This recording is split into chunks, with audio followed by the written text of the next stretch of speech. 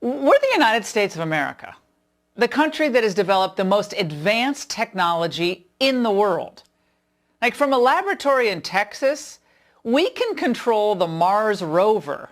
That's 140 million miles away. You can drive it around Mars. But you're telling me we can't count votes in a timely fashion? Now, some of you are wondering whether it's worth it for the Trump campaign to launch legal battles in states like Pennsylvania, Michigan, Georgia, Nevada. After all, courts are generally very reluctant to interfere in state vote counts, and then Democrat-run states always seem to be able to find new batches of votes to swamp any Republican advantage anyway. So what is it going to achieve? Won't lawsuits just delay the inevitable? Isn't it time to just move on, lick our wounds, and regroup? Well, that's exactly what the Democrats are hoping for. Oh, and Mitt Romney. That we just move on and have the same process repeat itself every election. But my friends, that would be a huge disservice, not only to Trump supporters, but to our entire system of government. Mail-in ballots have been a concern from day one. I raised this issue with Vice President Pence months ago. Mail-in ballots, sir, are a looming disaster. I foresee a scenario where President Trump could actually be ahead in key states on election night, but those states couldn't have counted all the mail-in ballots. The one person, one vote right is at the very center of our democracy.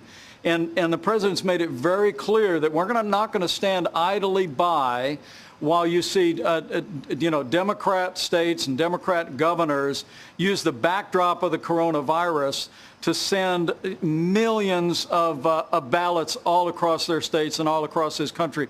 But this universal mail-in voting where you're going to see literally ballots showered all across the state, it is ripe for fraud, and we are headed straight to the courts to put a stop to it.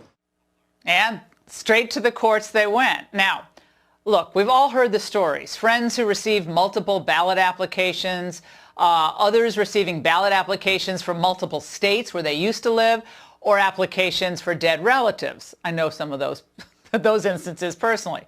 But that was just the tip of the iceberg. And again, we all saw this coming. President Trump saw this coming. Here's some of what has already been reported.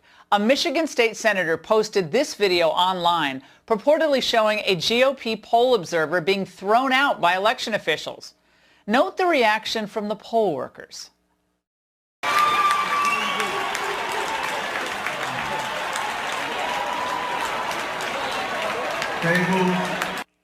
They're cheering.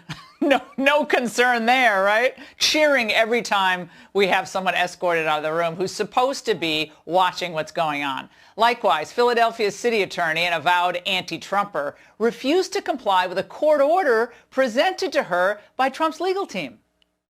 I don't understand what needs to be evaluated. As soon as we can. So someone will respond to you in writing or come down and talk to you? No, the order's pretty clear.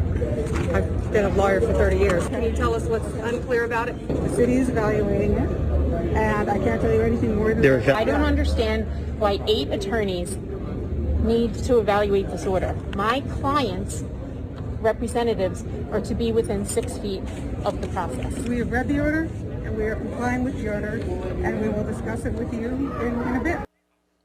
After we keep counting more votes and erode President Trump's advantage. Unbelievable. Now, this comes as no surprise, then, that all over Philly, GOP attorneys tasked with observing the polls reported being blocked from entering ballot counting sites. Why are they blocking them? What are they hiding? And out west, things are just as troubling. 2 days ago, the attorney general there from Arizona found 18 unopened ballots hidden under a rock. Now, those ballots have since been returned, but it just shows you how vulnerable mail-in voting is to be tampered with. If that doesn't convince you, check out what's happening in Nevada. The GOP believes that Clark County officials have counted thousands of mail-in ballots from dead people and people who no longer live there. The party has also fielded thousands of complaints from voters, including Jill Stokey, who claimed this happened to her. In years past, I always voted in person. This time, they mailed out the ballot and somebody took my ballot.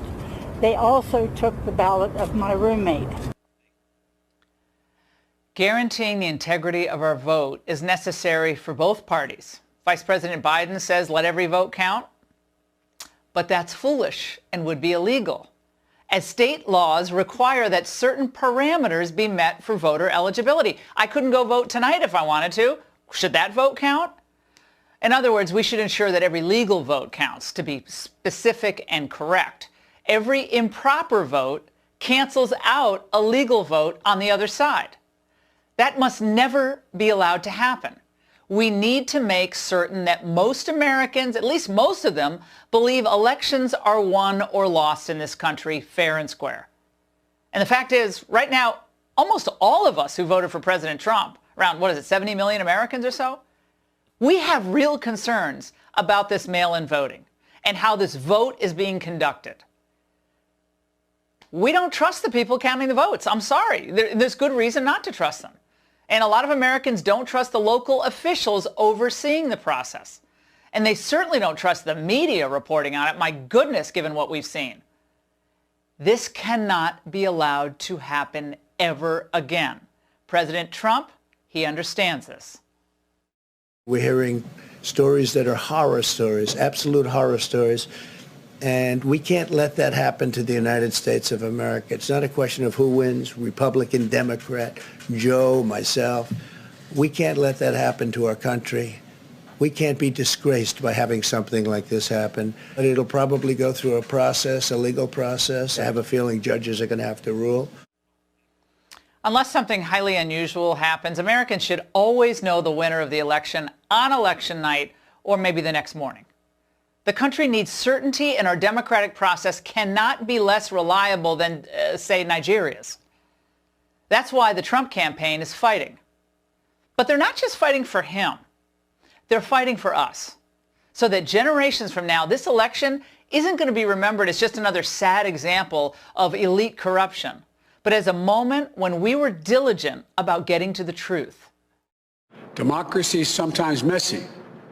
It sometimes requires a little patience as well. But that patience has been rewarded now for more than 240 years with a system of governance that's been the envy of the world. I ask everyone to stay calm, all the people to stay calm. Calm?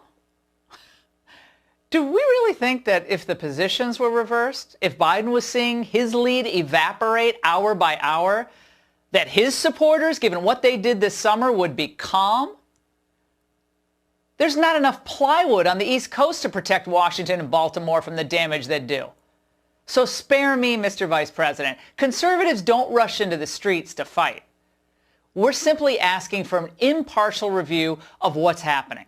And frankly, that's our right. Frankly, it's our duty when we have hundreds of thousands of ballots dumped in key states in batches after election night. President Trump received more votes than any Republican presidential candidate in history, and he attracted the highest turnout among non-white voters in 60 years.